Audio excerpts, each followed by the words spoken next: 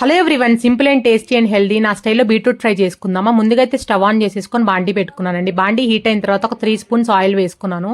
Oil కూడా మంచిగా heat అయిన తర్వాత ఒక ఎండుమిర్చి వేసుకున్నానండి. ఎండుమిర్చి అలా ఫ్రై అవుతున్నప్పుడే దాంట్లో తాలింపు దినుసులు వేసుకోవాలి.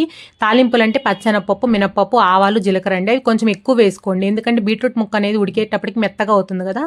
సో దినుసులు అనేవి క్రంచీగా తగులుతుంటే టేస్ట్ బాగుంటుంది. తాలింపు అనేది మంచిగా ఫ్రై అయిన తర్వాత దాంట్లో పొడుగా కట్ చేసి పెట్టుకుని ఉల్లిపాయ ముక్కలని కరేపాకు వేసుకున్నానండి. ఉల్లిపాయ అనేది కొంచెం మగ్గితే సరిపోతుంది, ఎక్కువ ఫ్రై అవసరం లేదు. ఇప్పుడు దాంట్లో సన్నగా కట్ చేసి పెట్టుకున్న బీట్రూట్ ముక్కలు అయితే వేసేసుకొని కొంచెం పసుపు, కొంచెం ఉప్పు అయితే వేసుకున్నానండి. నేను ఇక్కడ కల్లుప్పు వేసుకున్నాను కాబట్టి 1/2 స్పూన్ వేసుకున్నాను. నార్మల్ ఉప్పు అయితే 1 స్పూన్ వేసుకోండి. వేసేసుకొని ఒక్కసారి మిక్స్ చేసేసుకొని సిమ్ ఫ్లేమ్లో పెట్టుకొని మూత పెట్టేసుకొని మగ్గించుకోవాలండి. ఎప్పుడన్నా బీట్రూట్ అన్నా క్యారెట్ అన్నా సిమ్ ఫ్లేమ్లో పెట్టుకొని మగ్గించుకుంటేనే మనకి ఎక్కడ గట్టిగా లేకుండా ఉంటుంది. ఇప్పుడు దీంట్లోకి ఒక మంచి పేస్ట్ చూపిస్తానండి. ఈ పేస్ట్ ఏ ఫ్రైస్లో కన్నా వేసుకోండి, ఫ్లేవర్ చాలా బాగుంటుంది. ఇప్పుడు మిక్సీ జార్ తీసేసుకొని దాంట్లో 1 ఇంచ్ అయితే అల్లం పైన పొట్టు తీసేసి వాష్ చేసుకొని వేసుకున్నానండి. ఒక 6 అయితే వెల్లుల్లి పైన పొట్టు తీయకుండానే వేసుకున్నాను. మీకు నచ్చినట్టయితే పొట్టు తీసుకోవచ్చు. ఇప్పుడు దాంట్లో ఒక 5 అయితే పచ్చిమిర్చి వేసుకున్నాను. ఇప్పుడు దాంట్లో కొంచెం అయితే పచ్చి కొబ్బరి వేసుకున్నానండి. ఇప్పుడు 1 స్పూన్ ఏమో నేను ఇక్కడ జీలకర్ర వేసుకున్నాను అండ్ 1 స్పూన్ ఏమో ఇక్కడ నువ్వులు వేసుకున్నాను. నువ్వులు లేకపోతే స్కిప్ చేయొచ్చండి, బట్ నువ్వులు వేసుకుంటే చాలా మంచి ఫ్లేవర్ వస్తుంది. ఇలా అయితే పలుగ్గా అయితే మిక్సీ పట్టేసుకున్నాను.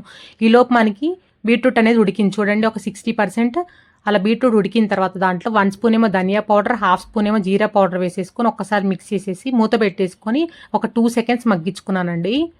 అలా మగ్గిపోయిన తర్వాత మనం ముందుగా మిక్సీ పట్టేసుకున్నాం కదండి పేస్ట్ అనేది, పచ్చిమిర్చి నువ్వులు వేసి ఆ పేస్ట్ అనేది వేసుకోండి. వేసే ముందు ఒకసారి చెక్ చేసుకోండి బీట్రూట్ ముక్క ఉడికిందా లేదా అని ప్రెస్ చేసి.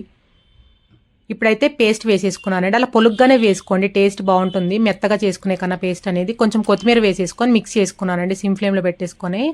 అలా అయితే ఒక 5 మినిట్స్ అయితే మూత పెట్టేసుకొని మగ్గించుకోండి, ఎందుకంటే మనం పచ్చివే వేసాం కాబట్టి ఆ స్మెల్ లేకుండా ఉంటుంది.